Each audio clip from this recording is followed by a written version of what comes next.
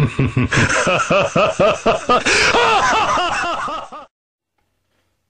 everyone. This is Andre of GVGIU. Thank you very much for giving me your time and your ear and listening to this game idea that I've had. This one is a little bit more original. I mean, there definitely is inspiration that has come from games that have already come out. I've got the three games that the basis of this comes from. One is to a much lower degree than the other two, but you'll get to understand what I mean.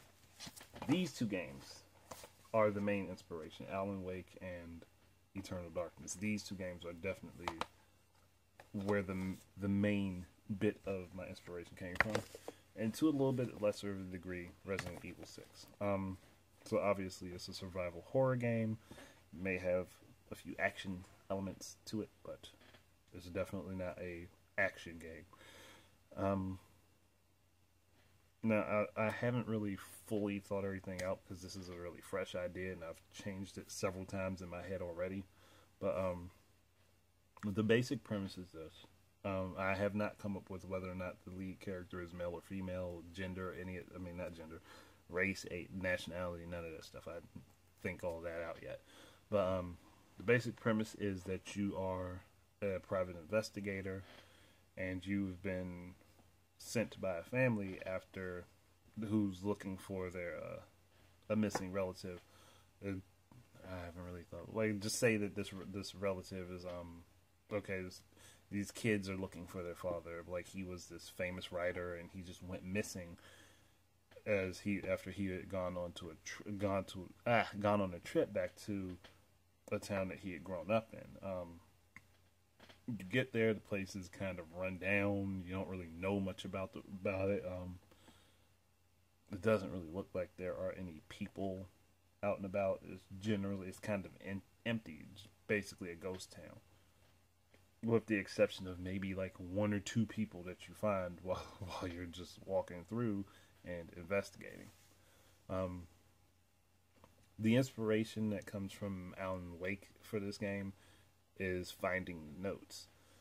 With this game, though, it would be particularly necessary that you find the notes, but you have to find the notes in order to know where to progress. And these notes are written and left around by the person that you're trying to locate, the guy that you're trying to find. But his notes are so very specific in detail as to the events that are coming about. And you, the person that is the investigator, are actually affected by the things written in the notes. Like, they're all written in a third-person perspective, as if somebody's watching you go through these events. And without finding the notes, you wouldn't be able to make it to the next portion of the game, because you literally need the notes in order to tell you where to go. And they're scattered about. They're not just in plain sight where you're just going to walk up to them and find them. They're literally just all over the place. And if you find them out of order, you're not going to make progress. So you actually need certain notes at certain times in order to make it to the next step in the game, because they give specific details about things that you have to do in order to make it to the next phase.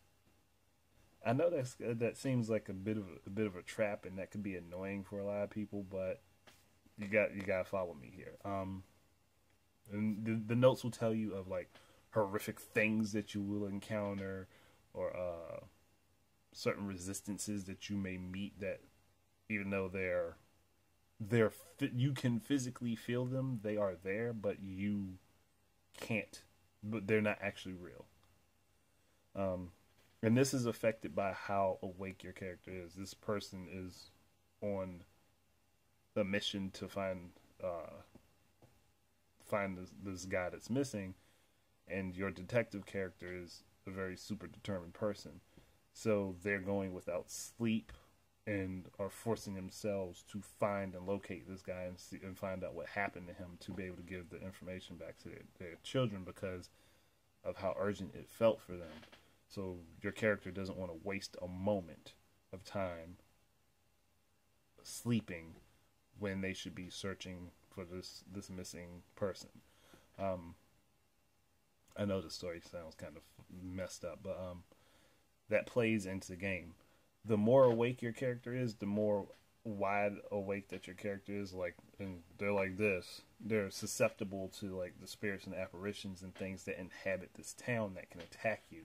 Like, you become more susceptible to being hurt, and it's easier for your character to be killed. Whereas they're more awake, the things can't really affect them because they're fully conscious. They're fully there. And I would call it the conscious meter. Like, you would need like items like food items like chips, sodas, snacks like donuts, things like that, and like coffee. Those types of items would replenish your character's energy. That would be separate from the damage system, which you would need first aid kits to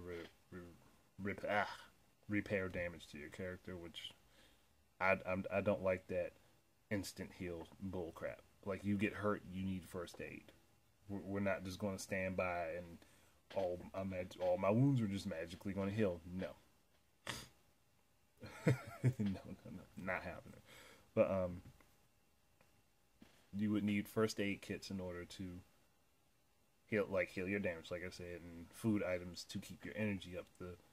The further as you'll be able to tell as you're playing, as that meter goes down, you'll see more and more things that aren't actually there. They'll appear as like these blurred out shadows, and certain ones will attack you. They'll lunge out to attack you and try to damage you, in which you'll have to fight them off. And this won't be like a flashlight mechanic like in Alan Wake. No, in fighting them off, you'd actually have to fight them off with weapons and things. They can actually be physically damaged, which would be the good thing. The bad thing is they can only really attack you if you're becoming weary and weakened and falling asleep. Now, if you do get to a certain point where your character actually does pass out, they can be killed. Like, you'll be dropped into this dream state where you will literally have to fight the monsters in your character's dream in order to be able to return to being awake. And once you do return to being awake, you'll only have like half of your conscious meter, so it won't be a full giving back, but like your character will pop up surprised and have enough energy to kind of move around because they're like adrenaline, basically.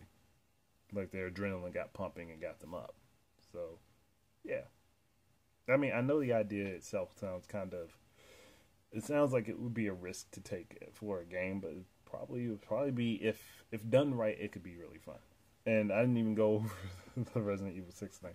Basically, from Resident Evil 6, what I'd take from Resident Evil 6 would be the PDA, and literally just plop it onto the gamepad screen, where you could use that to like go through the notes and things that you've gathered and information you've collected from the few people that actually are in the town. So basically, that would be it. Yeah, that's really all of the inspiration needed from Resident Evil 6. Maybe other than how the game actually plays. Resident Evil 6 does play pretty okay. So I wouldn't mind having that gameplay style for it.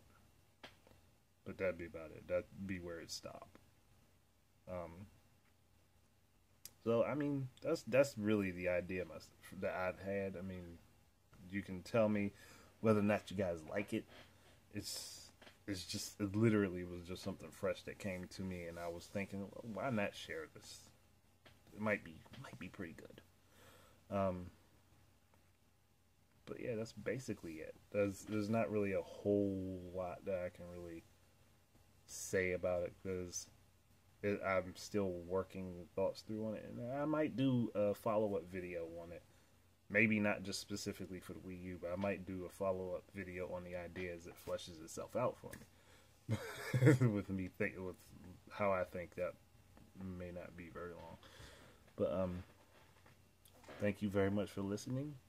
Keep your eyes and ears out for more of my stuff, and until the next time, enjoy your games. Peace out.